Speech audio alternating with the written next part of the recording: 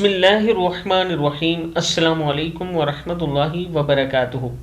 عابد راضی چینل کی طرف سے آج میں اپنے دوستوں کو رسول اللہ صلی اللہ علیہ وآلہ وسلم کا ایک فرمان بتاؤں گا۔ اس سے پہلے میں اپنے تمام دوستوں سے گزارش کروں گا کہ اس ویڈیو کو آپ نے آگے ضرور شیئر کرنا ہے۔ تو شروع کرتے ہیں۔ بسم اللہ الرحمن الرحیم۔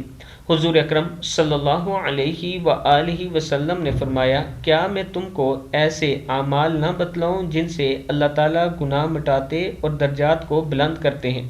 صحابہ کرام نے عرض کی، کیوں نہیں یا رسول اللہ صلی اللہ علیہ وآلہ وسلم، ارشاد فرمائیے۔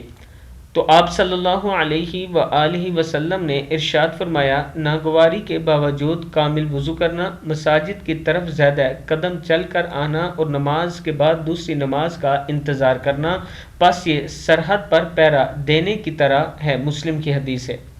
یعنی اگر نہ چاہتے ہوئے بھی وضو کرنا اور پھر مساجد کی طرف چل کے جانا، زیادہ قدم چل کے جانا، نماز پڑھنا اور پھر ایک نماز کے بعد اگلی نماز کا انتظار کرنا، اس کے لیے آپ صلی اللہ علیہ وآلہ وسلم نے فرمایا سرحد پر پہرا دینے کی طرح ہے۔ مسلم کی حدیث ہے۔